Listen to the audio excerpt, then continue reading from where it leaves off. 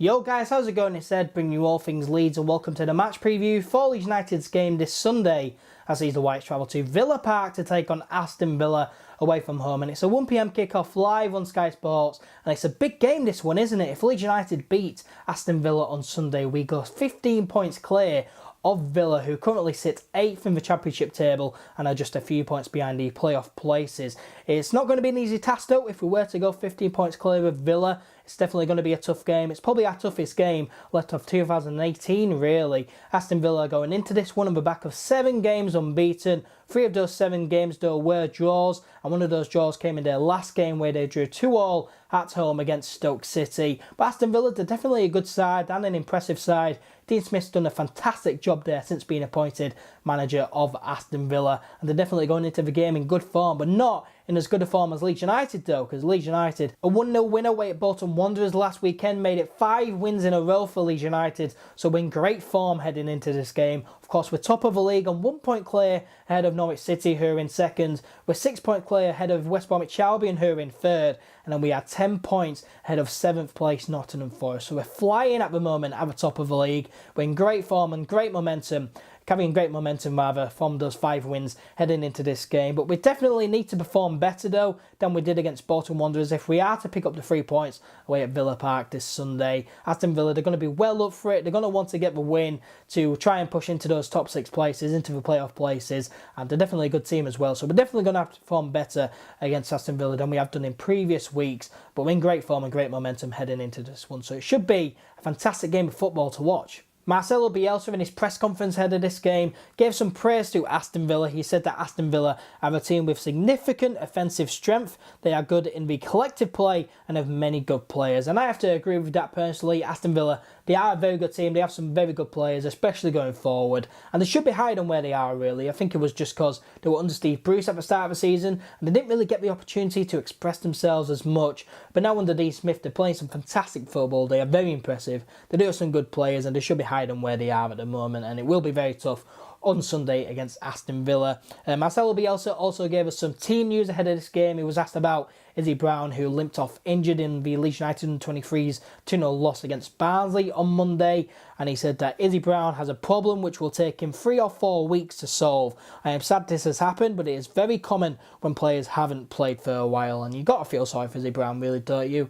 He just recovered from an ACL injury, a very bad injury, and it's a big one to recover from, really. And he's been playing a lot of minutes in the under-23s. With Zamir Zaid's leaving, he was probably going to replace him, but now he's picked up something else, which was apparent on Monday. Now he's going to be out for a little bit longer than what we'd hoped, and he's going to be out for at least another month or so. So it's very unfortunate news about Izzy Brown, but there's some good news on the injury front, and that is that Luke Ayling has returned. He said that Luke Ayling will be in the group for sure, and he will probably be a starter. So that's fantastic news, isn't it? He's back in the group. Whether he's a starter or not, I don't know whether that's good news, because, like all the other players who have come back from injury, they've had minutes in the under-23s to regain their match fitness, which I think is key. Luke Ayling hasn't had that, so there's a risk that it could, maybe could be rushed. So hopefully it isn't, and hopefully he doesn't pick up anything else like Izzy Brown just has. But Luke Ayling's back, and it's big news that Bielsa revealed, and it's massive. It's great to have him back, and it's another option, really, isn't it? But that brings me on to my what I'm going to call it now is preferred 11. I usually call it predicted 11, but I'm going to make it a preferred 11 on what I want to see. And so in goal, it's going to be Bailey Pickett-Fowle. In defence, this is where one of my changes come in. So if Luke Ayling is available this weekend, he will start. And if he is going to start, I want him to start in defence. Phillips, I want him back in midfield, and Helm to start, but Helm's never going to start. So I'd rather Luke Ayling as a centre-back alongside Pontus Jansson with Barry Douglas at left-back. I want Jamie Shackleton to keep his right-back spot. I think he's just unbelievable. He has been over recent weeks. He's fantastic as Jamie Shackleton. Always bombing forward, and defensively as well, he's really good. So Jamie Shackleton, I believe, deserves his place.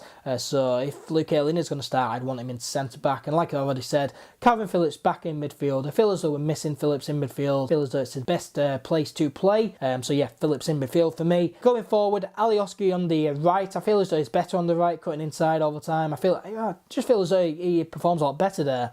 In the middle, of course, Lewis Baker started in the last game. I don't think he will start this one. He, of course, went off at half-time. I'm not a big fan of him.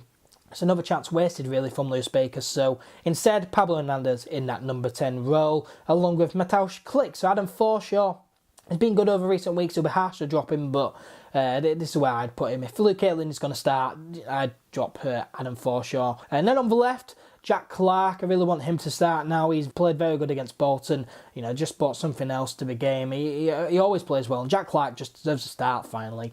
And then going up front though, it was either Kemar Roofe or Patrick Bamford, because of course Kemar Roofe was replaced by Patrick Bamford on the hour mark against Bolton Wanderers. Patrick Bamford came on and scored a goal. So it's like, who do you go with, Kemar Roofe or Patrick Bamford? But I'm going to go with Kemar Roofe. He's got double figures this season, a highest goal scorer, and yeah, probably too early to start Bamford really. So Kemar Roofe keeps the place for me. In our last visit to Villa Park, we lost 1-0 of course. I don't think it'll happen this year, or at least I hope it won't happen.